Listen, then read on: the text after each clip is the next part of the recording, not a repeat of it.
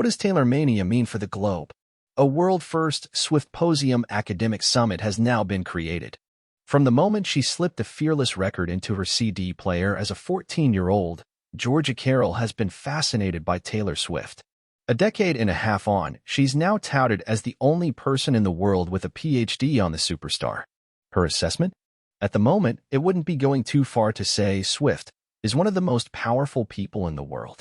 That's why Dr. Carroll is among scores of experts who have descended on Melbourne this week for an international academic symposium attempting to explain just how Swift has become so influential.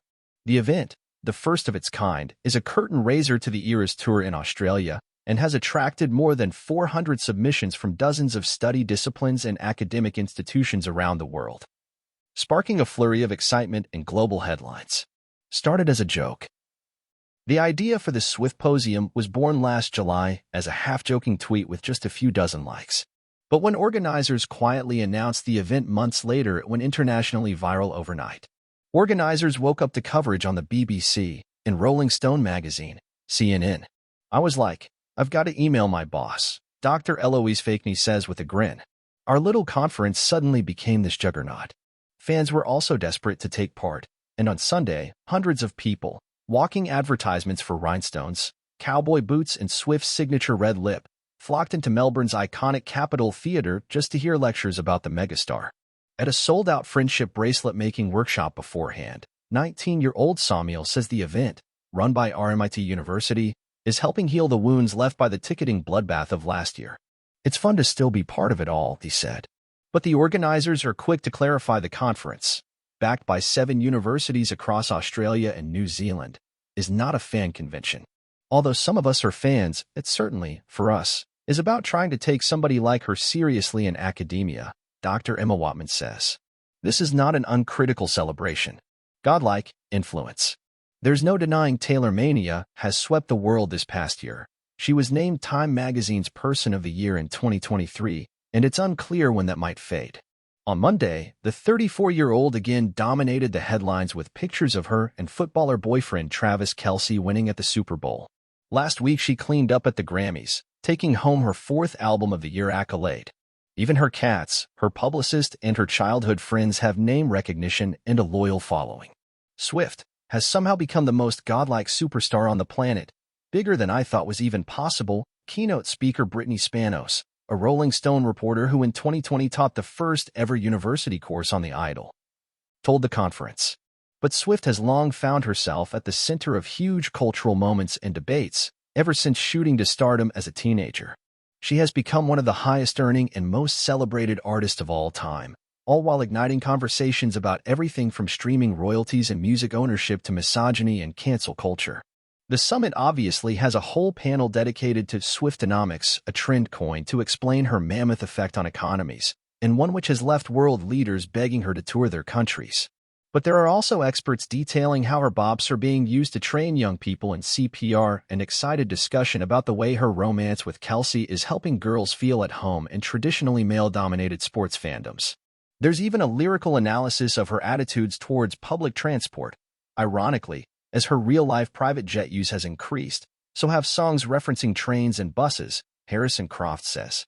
And when the audience tired of listening to speeches, they were treated to a duet between a musician-turned-academic and an uncomfortably accurate AI clone of a younger Swift's voice, to contrast how her sound has changed over the past 17 years. For the literature fans, the conference had a mother-daughter duo read spoken word poetry about the contempt society shows for the interests of young women, an item which drew an adoring reaction from the crowd. And for the politics nerds, an academic presenting on how Australian MPs use Swift to seem relatable. Madeline Pentland, 27, found more than 30 speeches citing her most iconic lyrics, including a shameless performance by the Treasurer of New South Wales, who racked up 20 references in a single speech. Men were more likely to quote the singer, she discovered, but they tended to use the lyrics in political attack or mockery, whereas women were far more likely to use them to support topics of debate. But Ms. Pentland was most amused to find them wielded during one of Australian politics' favorite pastimes, the disposing of leaders. She laments, though, what she thinks are some missed opportunities. I would have thought that there would be a bit of bad blood here and there, but I didn't find any references. Another duo has explored how Swift has become such a magnet for conspiracy, from Delulu fans reading into her strategic hints to right-wing characters reading into almost anything. In the past few days alone, U.S. President Joe Biden has joked off conjecture that Swift's love life is part of a plot to rig the Super Bowl and help him get reelected. While her fans were convincing anyone with an internet connection that the re-record of the Reputation album was imminent. Claire Southerton is interested in what all that can teach us about growing conspiracy communities. There's a world of difference between being like, oh, look, the blue dress means 1989 is next, and being a domestic terrorist. But it's helpful for us to understand, why do people enjoy this? The 35-year-old said. There have also been uncomfortable debates about how terrifyingly unforgiving Swift's fanbase can be, how her music reflects colonialism, and her controversial casting as a transport emissions villain. Singaporean academic Amy Sophia Lim, who studies how the artist is inspiring political activism in Southeast Asia, says she's a huge fan, but she is often disappointed by Swift's US-centric, white brand of feminism. Perhaps people of color and those from the global south should be the ones advocating for themselves and their communities. But Taylor's outreach is undeniable, the 23-year-old said. It would be great if she manages to expand her activism, so perhaps she could give a platform to other people who are able to speak on behalf of themselves. How did she become so powerful? Not everyone is buying into the hype, though.